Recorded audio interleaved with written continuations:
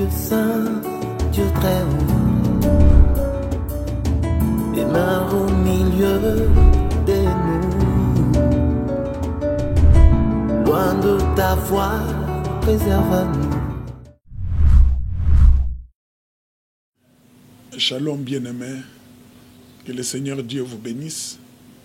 Merci pour votre fidélité à nos émissions. Vous savez que nous sommes en train de parler de la délivrance des envoûtements. Il y a beaucoup d'autres sujets que nous avons déjà abordés. Vous pouvez vous abonner, bien sûr, à notre chaîne YouTube. Et comme ça, vous aurez à suivre, par exemple, l'enseignement sur les prisons des ténèbres. Vous aurez à suivre des émissions sur la délivrance dans bien des domaines. Et nous continuerons dans cette série pour pouvoir parler, bien sûr, des sujets qui ont des rapports avec la délivrance. Beaucoup de gens ont eu besoin de nous suivre, que ce soit ici au pays, en RDC où nous sommes, que ce soit à l'étranger. C'est ce que nous sommes en train de faire. Nous croyons qu'à travers ces enregistrements, le Seigneur Dieu est en train de bénir beaucoup de gens. Et aussi, nous voulons profiter de l'occasion pour remercier nos frères et sœurs qui ont pris l'habitude de nous appeler ou de nous écrire sur WhatsApp dans notre boîte email. Les coordonnées sont affichées là sur l'écran. Et il y en a beaucoup qui ont pris l'habitude de nous appeler. Nous prions avec plusieurs au téléphone. Et ceux qui sont dans la ville, nous les recevons dans nos bureaux pour que nous puissions les aider. Vous pouvez aussi le faire, il ne faut pas hésiter. Nous le faisons gratuitement. Le Seigneur a dit, vous avez reçu gratuitement, donnez aussi gratuitement. Mais si vous voulez soutenir ce que nous sommes en train de faire, nous sommes ouverts aussi à cela. Mais laissez-nous vous dire que tout ce que nous le faisons poussé par le Saint-Esprit pour votre libération, votre restauration et votre guérison. Quelle que soit la situation que vous pouvez avoir, le Seigneur Jésus-Christ que nous prêchons, lui, est capable de vous en délivrer. Il l'a fait dans la vie de plusieurs, il veut le faire aussi dans votre vie. N'hésitez pas, tournez-vous vers lui. Et si vous l'avez déjà accepté, vous ne savez pas, peut-être à cause de l'ignorance de la parole de Dieu, entrez en contact avec nous, nous pouvons vous donner la parole appropriée qui peut vous permettre d'expérimenter la libération. Dans les livres des psaumes, il est écrit, dans leur détresse, ils ont crié à l'Éternel, et l'Éternel leur a envoyé sa parole, et sa parole les a guéris. La parole de Dieu guérit, restaure, parce que Dieu est derrière sa parole pour l'accomplir. Nous sommes en train de parler des procédures utilisées par ceux-là qui envoûtent pour pouvoir envoûter les gens. Pourquoi nous parlons de procédures? C'est parce que beaucoup d'enfants de Dieu, beaucoup de gens ne savent pas par quels moyens ils ont été envoûtés. Et parfois, ceux qui viennent pour que nous puissions prier pour eux, nous prions pour eux, ils rentrent, ils se laissent encore envoûter par les mêmes procédures. C'est pourquoi il est important que nous puissions parler de certaines procédures, certains moyens utilisés par des envoûteurs pour envoûter. De sorte que lorsque vous serez totalement libérés de ces choses, que vous ne puissiez pas tomber de nouveau dans des pièges. Dieu dit dans sa parole, mon peuple est détruit par manque de connaissance. Le dernier point que nous avions souligné dans l'émission précédente à propos de ces chapitres sur les procédures ou les moyens utilisés pour envoûter les gens, ça concerne les enseignements ésotériques ou hérétiques, que la Bible appelle les doctrines des démons, les doctrines inspirées par les diables, les doctrines inspirées par des puissances de ténèbres. Ces doctrines n'ont rien à voir avec la saine doctrine, la doctrine de Dieu. Ce n'est pas parce que quelqu'un tient la Bible à main qu'il donne la saine doctrine. Il y a beaucoup de gens aujourd'hui qui tiennent la Bible à main, mais si vous les écoutez, ce qu'ils sont en train de transmettre, ce sont des doctrines de démons. Un jour, j'ai écouté un pasteur qui était en train de vanter la sortie du corps.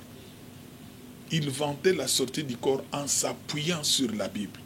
Et il a même osé dire, en commentant la transfiguration de notre Seigneur, il a dit à ceux qui le suivaient dans son église, je vais vous faire une révélation concernant la transfiguration de notre Seigneur.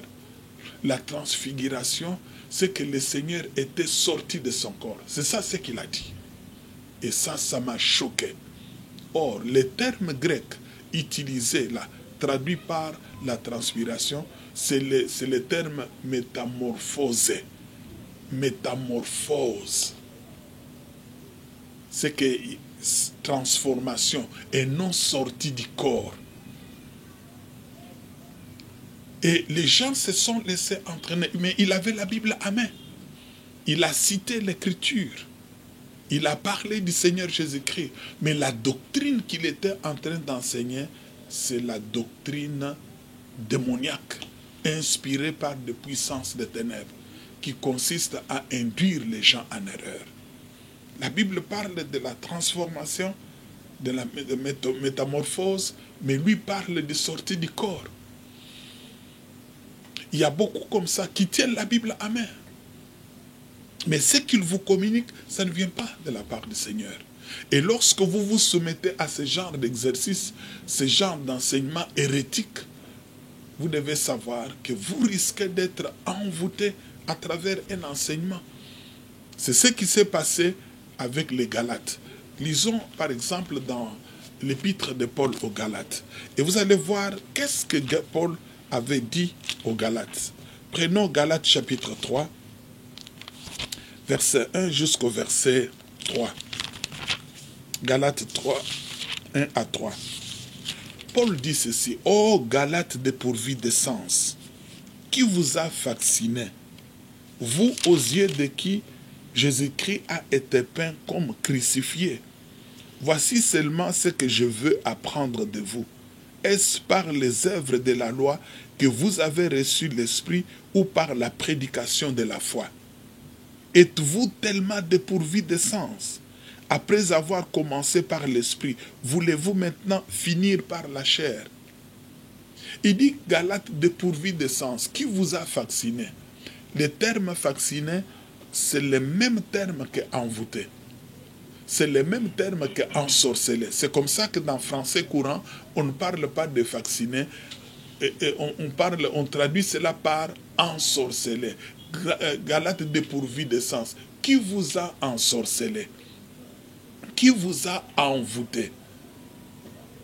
Bien-aimé, ça n'a pas été facile. Qu'est-ce qui s'était passé à cette époque-là? Les Galates avaient reçu, bien sûr, l'évangile que Paul leur avait annoncé, l'évangile de Jésus-Christ, la saine doctrine. Mais lorsque Paul est parti, d'autres personnes sont arrivées. Ils ont commencé à donner des enseignements démoniaques. Et à travers ces enseignements-là, les Galates ont commencé à se soumettre à ce qu'ils disaient. Et Paul a dit ça, il y a quelque chose qui ne va pas. Ils ont été envoûtés, ensorcelés. Ils ont été vaccinés. Et il leur demande, après avoir commencé par l'esprit, voulez-vous terminer maintenant par la chair? Beaucoup de gens, frères et sœurs, se sont laissés entraîner. Ils ont été envoûtés. Et c'est comme ça qu'ils prétendent être intellectuels, ils prétendent avoir la lumière, ils prétendent beaucoup de choses, mais ce qu'ils sont en train de pratiquer, ils pratiquent le satanisme. On leur a dit de faire telle chose, telle chose. On leur a donné des explications invraisemblables. Ils ne réfléchissent pas par eux-mêmes parce qu'ils ont été envoûtés. Ils affichent maintenant un comportement. Dans leur comportement, c'est le satanisme auquel ils se livrent. Et on leur dit, au point où vous êtes arrivés, vous ne pouvez pas faire marche arrière. Sinon vous allez mourir, sinon vous allez devenir fou, sinon vous allez tout perdre.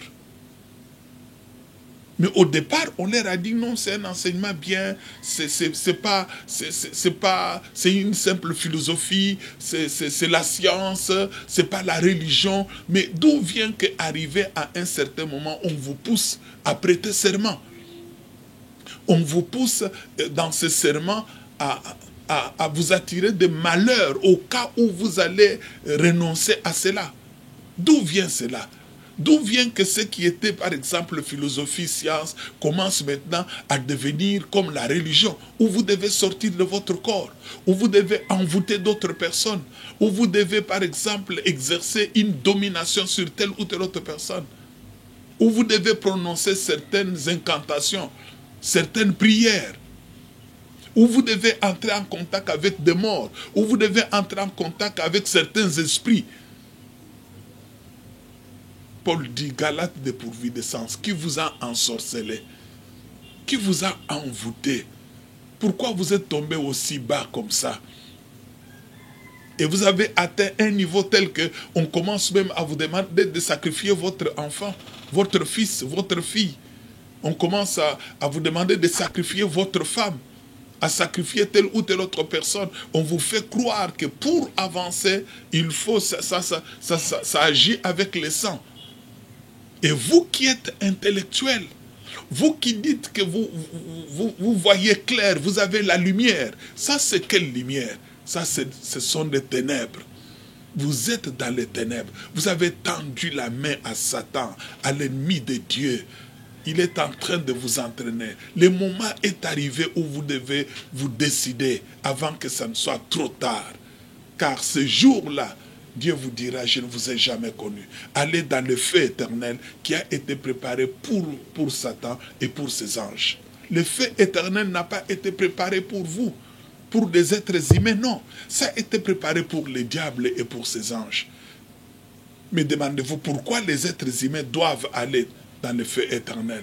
Mais c'est tout simplement parce qu'ils ont pactisé avec Satan. Ils se sont laissés entraîner par des enseignements ésotériques inspirés par le monde des ténèbres. C'est ce qui va vous arriver, à moins qu'en m'écoutant, vous puissiez vous ressaisir et vous tourner vers Jésus-Christ. Il a dit, tournez-vous vers moi et vous serez sauvés. Un autre moyen utilisé par le monde des ténèbres pour envoûter des gens, c'est la sexualité. Laissez-moi vous dire, frères et sœurs, que la sexualité a été instituée par Dieu. La sexualité, c'est une grande source de bénédiction. Parce qu'à travers la sexualité, Dieu a voulu que l'homme se multiplie. Dieu a voulu que l'homme y tire plaisir. Dieu a voulu que l'homme renforce ses sentiments d'attachement l'un envers l'autre. Et vice-versa. C'est une grande bénédiction. Mais la sexualité qui est une bénédiction, c'est une sexualité qui est pratiquée selon les normes que Dieu a établies dans sa parole, dans la Bible. Et cette sexualité-là, il a dit, l'homme quittera son père et sa mère et s'attachera à sa femme et les deux deviendront une seule chair. Quitter, c'est un acte public. S'attacher, c'est un acte intérieur. Et devenir une seule chair, c'est l'union du corps, de l'âme et de l'esprit. La sexualité est sacrée parce que c'est Dieu qui l'a instituée. Et lorsque les gens s'unissent selon la volonté de Dieu, Dieu est impliqué dedans. Mais comprenez que la sexualité, le diable l'a détournée, a détourné la sexualité de son but principal. En a fait maintenant un moyen par lequel il détruit. La sexualité devient un piège pour les gens du monde. La sexualité est un piège pour les gens du monde lorsqu'il est pratiqué en dehors des normes que Dieu a établies dans sa parole, dans la Bible. Et c'est pourquoi si vous voyez la plupart des mouvements occultes aujourd'hui, ils prônent la liberté sexuelle. Ils prônent la liberté sexuelle. Aujourd'hui, si vous voyez les médias tels que l'Internet et tout ça, c'est que la sexualité est exposée à longueur de journée. Pour quelle raison? Parce que la sexualité devient un moyen de destruction, un moyen d'anéantissement, un moyen d'envoûtement. Beaucoup de gens ont été envoûtés suite à une sexualité désordonnée. Beaucoup de gens. Il y a des hommes et des femmes qui sont des agents pollueurs. Vous entrez en contact sexuel avec lui, avec elle, c'est terminé, votre vie est gâchée. Votre vie est détruite. Il fait de vous vraiment un esclave. Et vous devenez esclave de le sexe. Vous devenez autre chose, un impudique, où votre vie est complètement détruite. Tout ce que vous faisiez, maintenant, ça ne peut pas réussir. Il y en a d'autres qui, à travers la sexualité, essayent d'arracher la grâce que Dieu a accordée à certaines personnes, ce qu'on appelle parfois étoiles. Il y a des gens qui ont certaines grâces. Mais maintenant, lorsque vous entrez en contact sexuel avec nous, ils vous arrachent cette grâce et c'est terminé. Vous restez comme une épave. Il y a des gens qui ont été envoûtés suite au rapport sexuel. C'est pourquoi vous ne devez pas donner votre corps à n'importe qui. Vous ne devez pas accepter. Lorsque Dieu dit dans sa parole qu'il jugera les impudiques et les adultères, cela est la vérité. Paul dit, quelque autre péché qu'un homme commette, ce péché est hors du corps. Mais celui qui se livre à l'immoralité sexuelle, il pêche contre son propre corps. Et cette personne se détruit.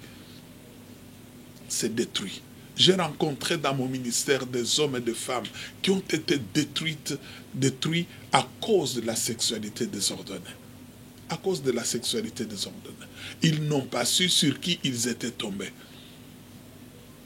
Un jour, une jeune femme qui était impliquée dans la haute sorcellerie m'a avoué, pasteur, moi dans le domaine, dans la sorcellerie, j'avais demandé à Satan de me donner le pouvoir de séduire les hommes.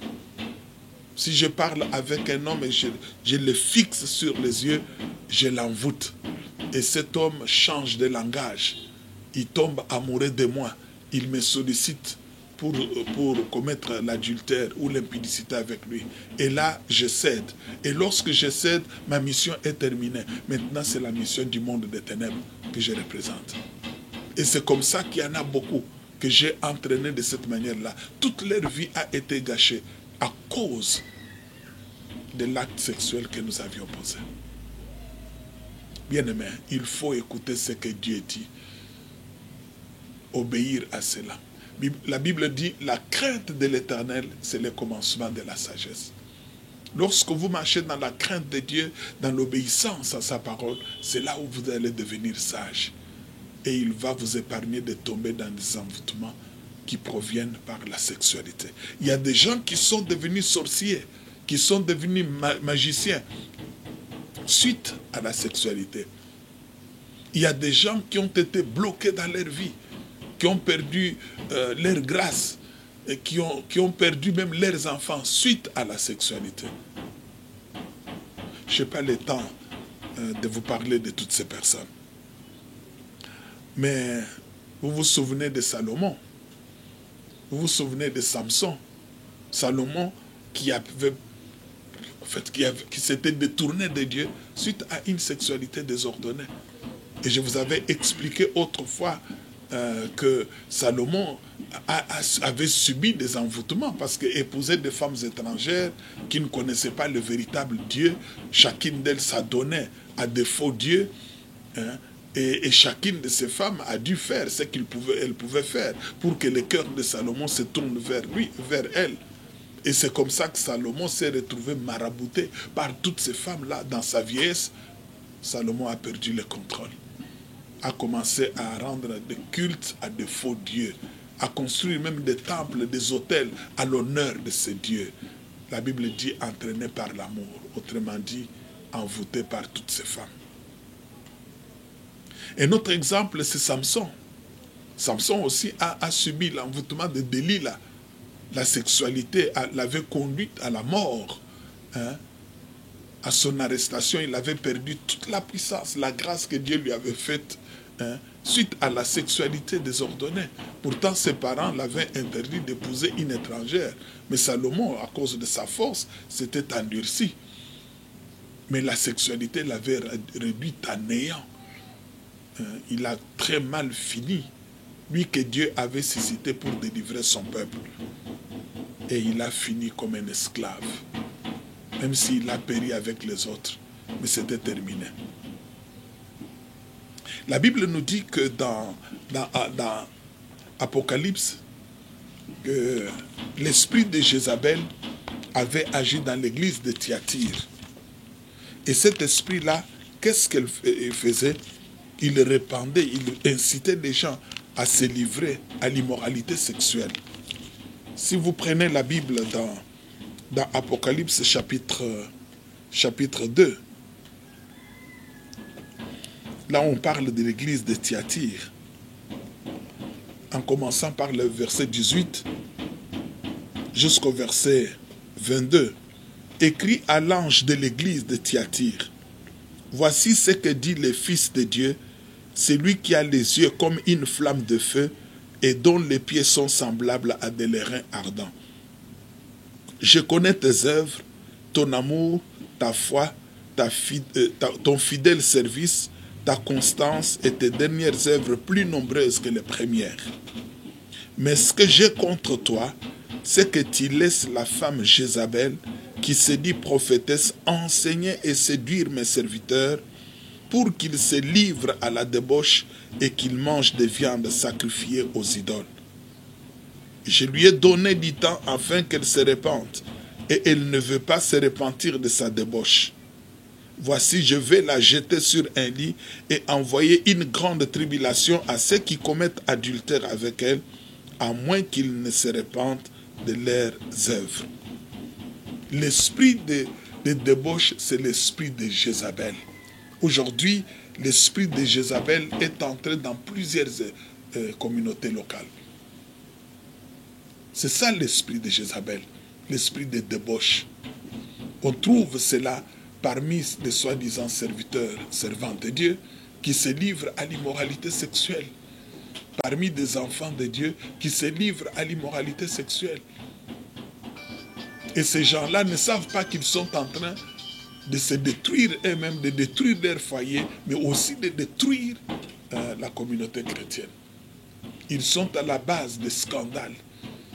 Et des scandales aujourd'hui, et qui font que beaucoup de gens doutent même de la véracité de l'évangile, de la puissance de notre Dieu qui libère de toutes ces choses.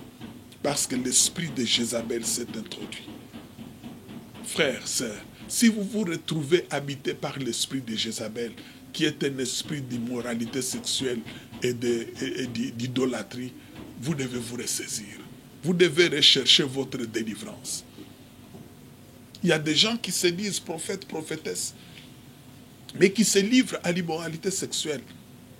Ils ont été eux-mêmes envoûtés par certaines femmes, certains hommes avec lesquels ils sont sortis, et ils deviennent eux-mêmes des agents envoûteurs. Ils commencent à envoûter aussi d'autres personnes. Ils sont au service du malin sans qu'ils ne se rendent compte. Un autre moyen utilisé par des envoûteurs pour envoûter les gens, ce sont des différentes opérations magiques d'envoûtement. Il y en a plusieurs.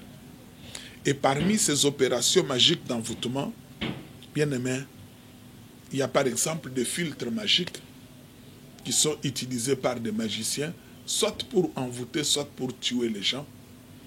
Il y a par exemple des incantations. On fait appel à certaines puissances occultes et on donne à ces puissances occultes certaines missions. On demande à une personne de se réveiller à 0 heure, de se déshabiller, de rester nu, d'allumer certaines bougies et de regarder dans une certaine direction et de faire certaines prières sur parchemin ou tout ça, certaines formules, et la personne fait cela. Ou on demande aux gens de se rendre au cimetière sur certaines tombes et de commencer à faire telle ou telle autre chose. Et si vous voulez que la personne-là puisse mourir, la personne-là puisse faire ceci ou cela. On fait des incantations.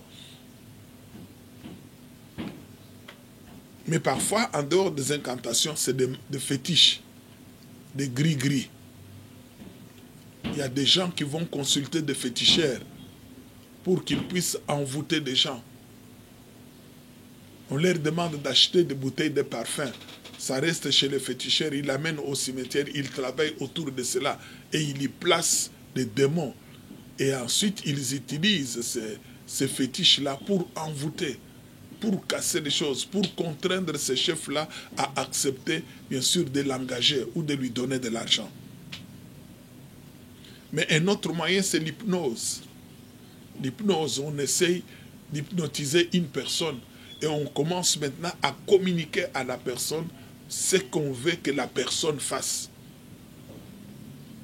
Et on contrôle maintenant l'être intérieur de la personne à travers l'hypnose. Et d'autres moyens, c'est par exemple les toucher ou la mise en cage. Il y a plusieurs moyens aujourd'hui utilisés par le monde des ténèbres pour pouvoir envoûter les gens. Je n'ai pas le temps, frères et sœurs, de pouvoir vous énumérer tous ces moyens. Mais je sais que ça existe. Mais un autre moyen utilisé, c'est le sensationnel, le surnaturel.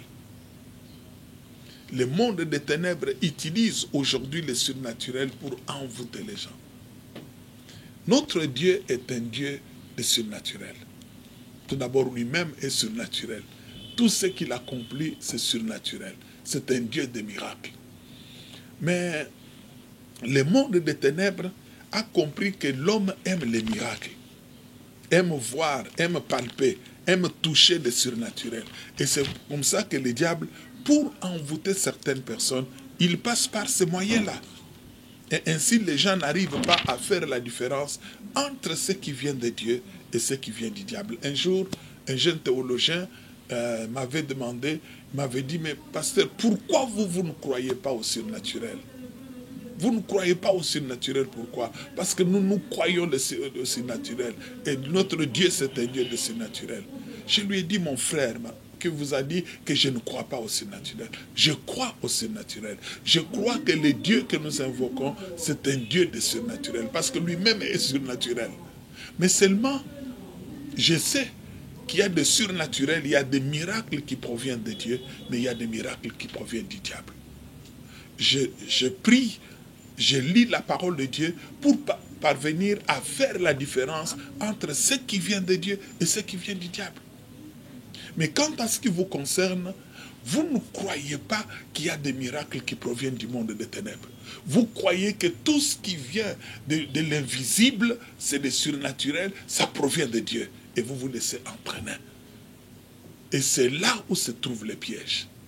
Dans le surnaturel, la Bible nous dit qu'il y a ce qui vient de Dieu, il y a ce qui vient du diable. Prenons par exemple, il y a l'évangile selon Matthieu, au chapitre 24.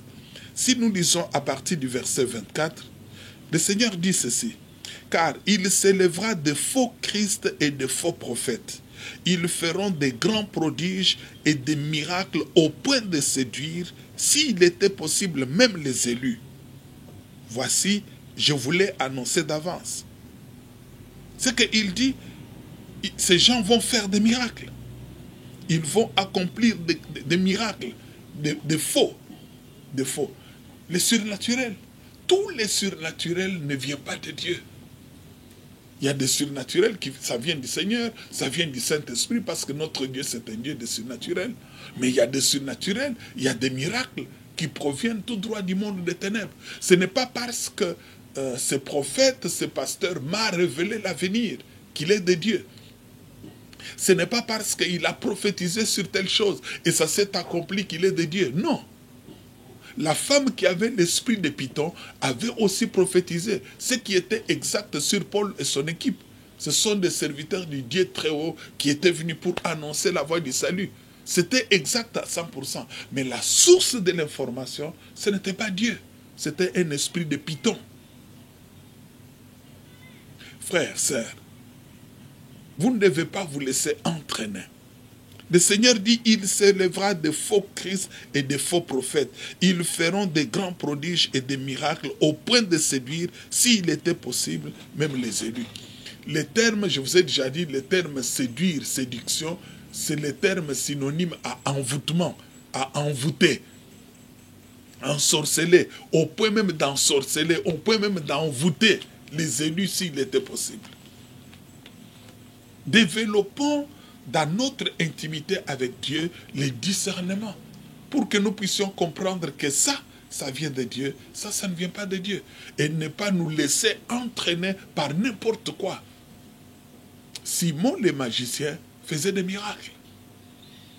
Il faisait des choses surnaturelles, jusqu'à tel point qu'il avait fini par conclure que ceci est la puissance de Dieu, celle qui s'appelle la grande.